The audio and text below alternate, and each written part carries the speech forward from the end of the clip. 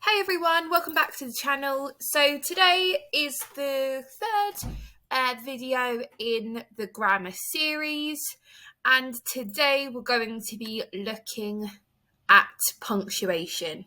So we already looked at grammatical terms, then we moved on to looking at verb forms and tenses, and today we're going to be having a quick look at punctuation. Again, it's going to be a whistle-stop tour. There are going to be quick quizzes as we go through, so as you go through the video, if you'd like to have a go at the quiz questions before I go through the answers, you can just pause the video and then you can have a go at the questions and then you can mark them along with me. So I'm going to start with capital letters and full stops, and then I'm going to move on to some of the sophisticated, more sophisticated punctuation. So capital letters, the bread and butter of our grammar. So capital letters used to start a sentence, used for the personal pronoun I, and also used for proper nouns. It's really important that when we're looking at capital letters, in the Key Stage 2 grammar paper, children need to make sure that for any sentence that they're writing, for any answer, they just need to make sure that they are punctuating correctly. So remembering not to forget those capital letters. And full stops, the most common way to end a sentence, they're used at the end of statements and most commands. And, always remember the full stops at the end of a sentence. This is something that children should know from Key Stage 1, but there's no harm in revising it. So, quick quiz time. Circle the words which should begin with a capital letter. So in I've got two sentences here. I've wanted to visit America since I was small. I would like to visit New York. So if we take a little look at this sentence, well, I know that I need a capital letter for I, and then I need capital letter for proper noun, so I need a capital letter for America. Again, another capital letter for I, a capital letter for I here, and that's also the start of the sentence. And then I need a capital letter for New and York. It is really important when these types of questions come up on this in the SATs papers that children do look out for all of those smaller words like those I's. And also if we're looking at, sometimes they might throw a tricky one in there, for example, like Aunt Jane. There was a question a few years ago where they asked children to look for the capital letters, but they needed to make sure that they circled aunt. And it's exactly the same as if it's for the name of an ocean, the Indian Ocean. Ocean should also have a capital. Okay, on to question marks. So question marks, really simply, are used to end a direct question. Who are you? What are you doing? What is your name? Where do you live? Anywhere where something is being asked directly, it should have a question mark. And exclamation marks, used to end a sentence that is an exclamation. So an exclamatory sentence usually begins with what or how. So what a fabulous painting. Exclamation marks can also be used to show emotion, to show that someone is shouting, or if the sentence is a command. So, stop that. You can sometimes use exclamation marks when you're using direct speech in inverted commas. And children can get into the habit of using multiple exclamation marks. Sometimes in different types of books, Diary of the Wimpy Kid, they might use multiple exclamation marks, but it's just really important only to use one exclamation mark at a time. Okay, so quick quiz time. Which sentence should end with a question mark? So let's have a go. Let's have a little look at each of these. How we made it, I'll never know. And sometimes with questions like this, they do try to trick the children by using a word that could possibly start a question, but it's not actually a question, it's a statement. So how we made it, I'll never know, that should have a full stop. So that shouldn't have a question mark at the end. Someone should know. Well, again, that's a statement, so that should also have a full stop. How will we make it? This is a direct question, so that one should end with a question mark. Number 2, which sentence must not end with an exclamation mark?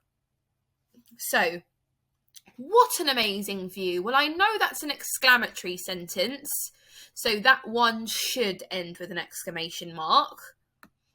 Stop that now. Now, that's something that could be being shouted or exclaimed, so that I would say that would also have an exclamation mark. And how long do we have left? Well, I know that's a question. So for that one, I'm going to tick this one because that one must not end with an exclamation mark.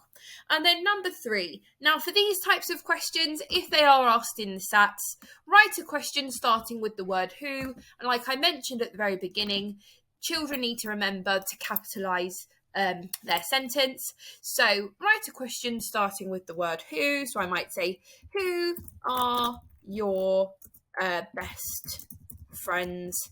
And then I must remember at the end of my question to add a question mark. Okay, commas. Commas are, as a year 6 teacher, as someone who's been teaching Key Stage 2 for many years now, commas are something that children can tend to get wrong due to putting them where they shouldn't be, due to a comma splice, and I'll mention that in a minute. But there are different uses for commas. So commas are used to separate units of meaning in a sentence. So we can use commas to list. For example, I went to the shop and I bought some oranges, apples, bananas, and a melon. We don't need a comma before and, so that's why there is no comma after bananas there. We can also use commas to clarify meaning, so we could also call these commas for clarity. So Joy is a pretty tall girl. There we are saying that Joy is pretty tall. Whereas in the second sentence, Joy is a pretty tall girl. She is both pretty and tall.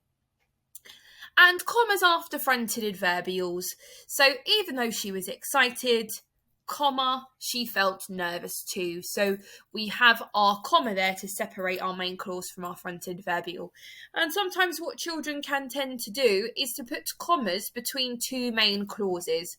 And that's what we call the comma splice. So that's more something to look at when looking at writing, but we do try to avoid the comma splice. We are going to be doing some more videos based on writing, so that's something we will mention in our writing videos. Okay, time for the quick quiz. Number 1, insert a comma in the correct place in the sentence below. So, although it was cold, I didn't wear a coat. Now, this is testing my knowledge of commas after fronted adverbials. So, I know that I will need a comma after cold there because I didn't wear a coat is my main clause. Number 2, add 2 commas in the sentence below. Now, from looking at that sentence straight away, I know that this is testing commas in a list. So my favourite sports are football, comma, netball, comma, hockey and swimming. And I don't need a comma there after hockey because I do have my and. And then number 3, have the commas been used in these sentences correctly? So the dog who had a red collar slipped into the river. Now, that one hasn't been used correctly because I have missed my comma after dog for my parenthesis there. In my pencil case, I have pencils, pens, a rubber, and a ruler. Now, for this one, my commas have not been used correctly because I've missed my comma after my fronted adverbial here. In my pencil case, comma, I have pencils, pens, a rubber, and a ruler. And then the last one there, after the show, we went out for a meal. This has been used correctly because I have my comma after my fronted adverbial. Okay, on to inverted commas now. Again, something that children will need to be able to use in their writing, especially if they are looking at reaching the expected standard at the end of Key Stage 2. Inverted commas are used to show what is being said. So they need to go around the speech. So for example here, how are you feeling? Mum asked. So when we're looking at inverted commas, we have our 66 and our 99. Many years ago, they were called speech marks. Some people do still call them speech marks, but the technical term that we use now in the curriculum is inverted commas. So we have our 66 and our 99. We must always start our speech with a capital letter. We must always have punctuation before the close of speech. So in this case, how are you feeling has a question mark. And then we have our reporting clause. Now the reporting clause can come before or after the speech that is being said. And when we're thinking of inverted commas, we need to remember to make sure that the inverted commas are actually going around exactly what is being said. Mum asked. She isn't saying, Mum's asking, and her words are, how are you feeling? Mum isn't going to say, how are you feeling, Mum asked. All speech should start with a capital letter. We separate speech from the rest of the sentence using either a comma, a question mark, or an exclamation mark. And again, we must always remember to close our speech with our 99. Okay, so time for our quick quiz. Rewrite the sentence as direct speech. So I asked him if he wanted to come to the cinema. So here I am going to have to change the sentence. So I asked him if he wanted to come to the cinema. So if I was going to say this to someone, I would probably say, do you want to come to the cinema? Now, because it's a question, I need a question mark before my close of speech, and I always start my speech with a capital letter. Number 2, where should the inverted commas go in this sentence? The Vikings travelled on longboats, said Mr. Fox. Now I need to think about what Mr. Fox has said.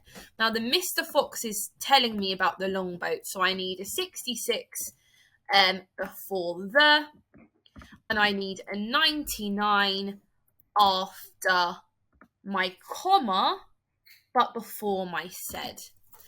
And then, is this sentence punctuated correctly? Yes or no? So, where are you going? Asked Geeta. Now, I've got my 66, so that's fine. I've got my capital letter to start my speech. However, I've missed out the 99 at the end of my speech, so I'll need to make sure that I add that in. Apostrophes, again, something that is taught lower down in the school, but it's really important that we revise that coming to the end of Key Stage 2.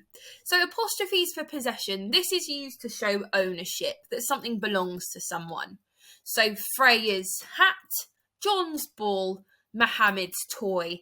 Now, it's really important that we remember that plural words that end in s. So in this instance, there is more than one boy. So my apostrophe needs to go after my s. The boy's coats.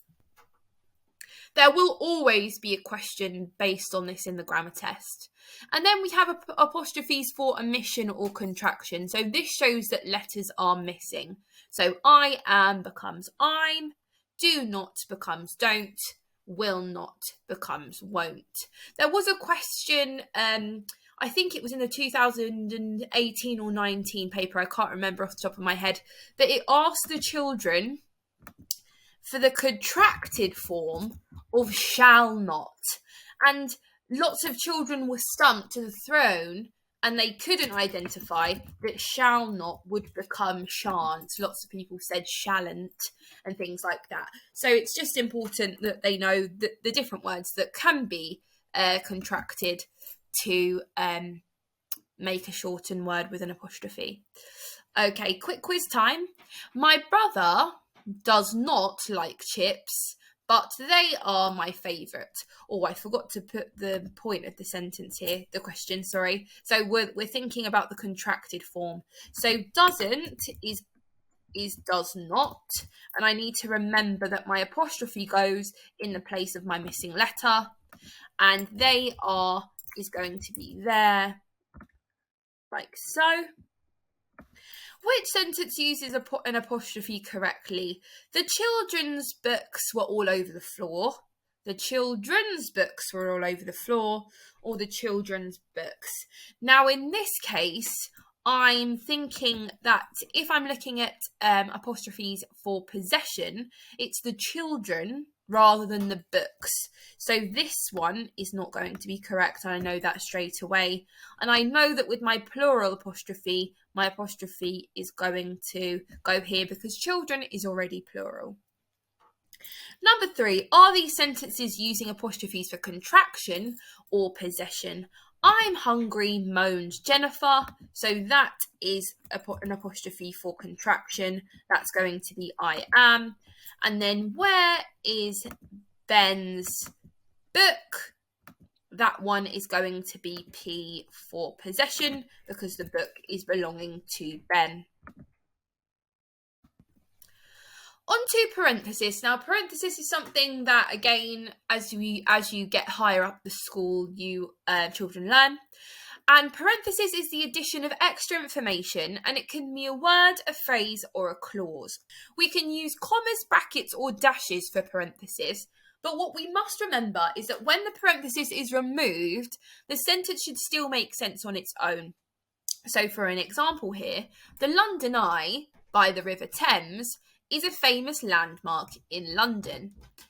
If I take the parenthesis away, my sentence should still make sense. So, for example, the London Eye is a famous landmark in London. So the sentence should make sense without the parenthesis.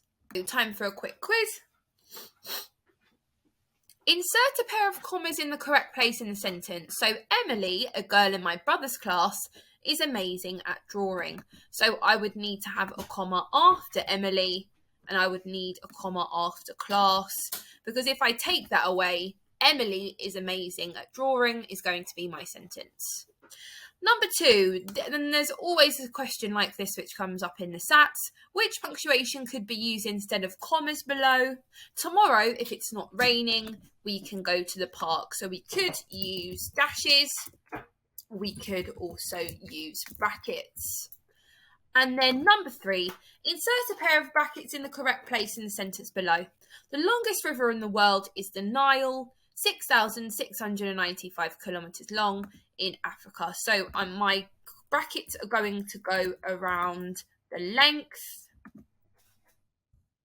and my sentence will still make sense if I take that away. Okay, on to colons and semicolons now. So there's 2 uses for a colon. A colon can be used to give an explanation, or it can be used to start a list. But either way, the sentence before the colon must make sense. So I bought many ingredients to make a cake: eggs, flour, butter, and sugar. I didn't know what to do. I had lost my keys.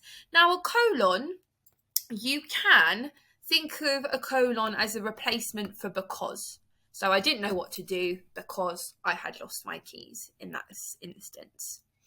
Semicolons are used to separate 2 main clauses, and it's important that they do link in meaning.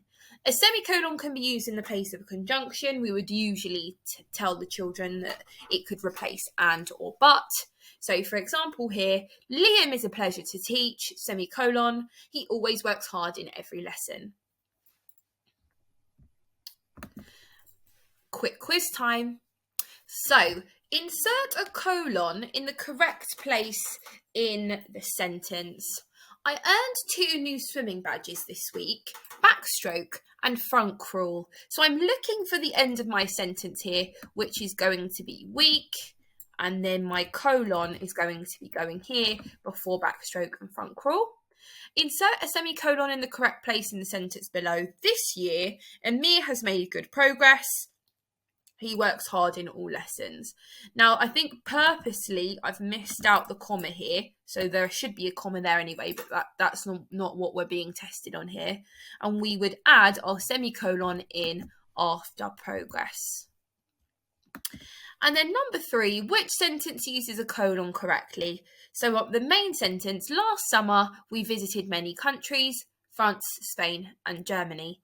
So if I look at the first one, well, I know straight away that my colon shouldn't be there after last summer, because that should be my comma. So that I know for sure that's definitely not going to be correct. Last summer we visited many countries. Well, I know that's going to be incorrect because my sentence before my colon needs to make sense. And then the last one, last summer, comma, we visited many countries, France, Spain, and Germany. So that would be number 3. On to hyphens now. Again, hyphens are something children need to be able to know and use to be at the expected standard for the end of Year 6. Hyphens are used to avoid ambiguity and they help to join 2 words together. So things like 1 in a million, handsome looking. We also use hyphens to join numbers together. So that's a little link to maths there. If children are writing numbers in words, they do need to remember that there should be hyphens between the tens and the ones. So for example, 22. Hyphens can also be used to create a compound noun where it would be confusing if it wasn't linked. So say, for example, I saw a passer-by through the window rather than I saw a passer-by through the window. Would be much more confusing to read. It can also create a compound adjective before a noun. So, for example, the friendly-looking teacher welcomed her students. Sometimes we might also need a hyphen with words that have a prefix where there are 2 vowels. So say, for example, re-enter, re-examine. So we will re-enter the Earth's atmosphere. Quick quiz time for the hyphens. Where would 2 hyphens go in the following sentence? I didn't enjoy the film because there was a man-eating shark chasing a red-faced boy.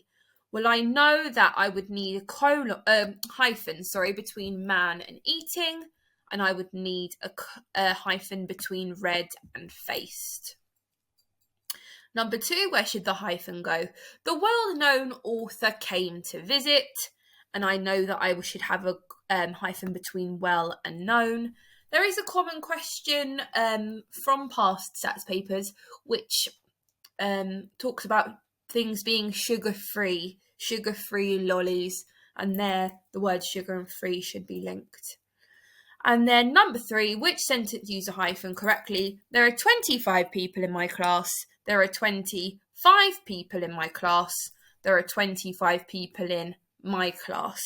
And again, like I mentioned to begin with, numbers with 10s and 1s should be hyphenated. So here it should be the first one. There are 25 people in my class.